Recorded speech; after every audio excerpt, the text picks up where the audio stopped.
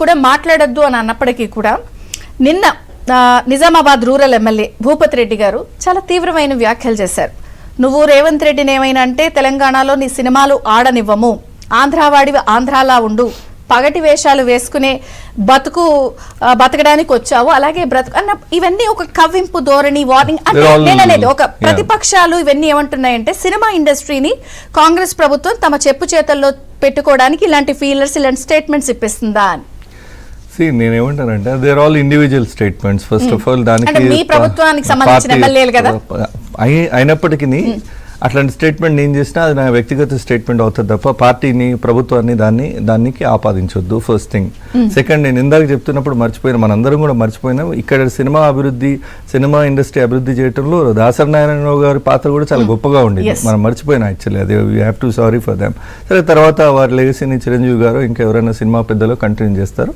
దానికి ప్రభుత్వం, నేను మళ్ళీ చెప్తున్నా, ప్రభుత్వం ఈ సినిమా ఇండస్ట్రీని మిగతా ఇండస్ట్రీ లాగా ఎంకరేజ్ చేయడానికి సిద్ధంగా ఉంది. దానికి that is not from chief minister గారు, that is not from minister for cinematography కాదు, పార్టీ అధ్యక్షులు ఇవ్వలేదు. ఇండివిజువల్ ఎక్కడైనా స్టేట్మెంట్ ఇస్తే వాళ్ళు అవుట్ ఆఫ్ ఫ్రస్ట్రేషన్ ఏదో ఇచ్చి ఉంటారు, దాన్ని పెద్దగా మనం ఇది చేయాల్సిన అవసరం లేదు. బట్ నేనేమంటున్నా, ఇంతకంటే పెద్ద ఇన్సిడెంట్స్ జరిగినాయి కదా. నటికుమార్ గారు చెప్పాలి, ప్రభు అన్న చెప్పాలి.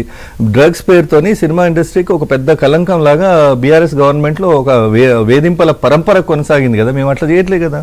మాకేం వెంజెన్స్ కానీ అట్లాంటి ఇష్యూస్ కానీ మాకు ఇష్యూస్ లేవు కదా ఇండస్ట్రీతో.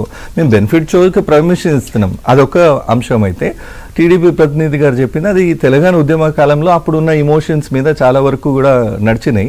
10 ఏళ్ల కాలంలో అంతా సెటిల్ అయిపోయింది. మేము అవుట్ రైట్ సపోర్ట్ చేయడానికి దేవరాకి ఇచ్చింది కానీ పుష్ప 2కి ఇచ్చింది కానీ మా గవర్నమెంట్ ఇప్పుడు అన్నం ఉడికిందని చెప్పడానికి అది చాలా క్లియర్ గా. నేను ఒక్క మాట నేనేమంటానంటే, బాలీవుడ్ అంటాం మనం మామూలుగా. బాలీవుడ్ లో హిందీ స్పీకింగ్ స్టేట్స్ అన్ని కూడా బాలీవుడ్ సినిమాలు ఆడతాయి, ఫిల్మ్ షూటింగ్ జరుగుతాయి. ఎన్ని జరిగినా దానిలో మహారాష్ట్ర బేస్ అయినా కూడా మధ్యప్రదేశ్, యూపీ ఇట్లాంటి పెద్ద స్టేట్స్ ఉన్నాయి. దాంట్లో కూడా ఢిల్లీ ఉంది నేషనల్ క్యాపిటల్. ఇవి అంత హిందీ మాట్లాడే ప్రజలు ఎంత దూరం ఉంటారో అంత దూరం బాలీవుడ్ అని అంటారు. కానీ దాని ఒరిజినల్ గా దాని హాట్స్పాట్ ఏడుంటది, బేసిక్ గా ముంబైలో ఉంటుంది. అట్లనే తెలుగు సౌత్ ఇండియాలో టాలీవుడ్ అంటే హైదరాబాద్ ఉంటుంది. Hyderabad is world class city. అది దాటిపోరు. అయితే నేను ఒక్క మాట గుర్తు చేస్తా.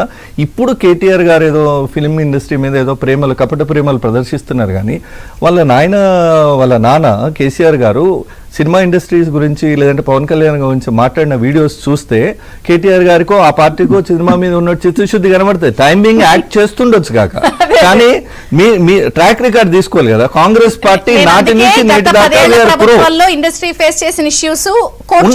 డ్రగ్స్ కానీ ఇది కానీ మేము గత 40-50 సంవత్సరాలుగా ఈ రాష్ట్రంలో ఇండస్ట్రీని డెవలప్ చేయడానికి ఇంత కృషి చేస్తుంటే మా మీద ఏదో గాలికి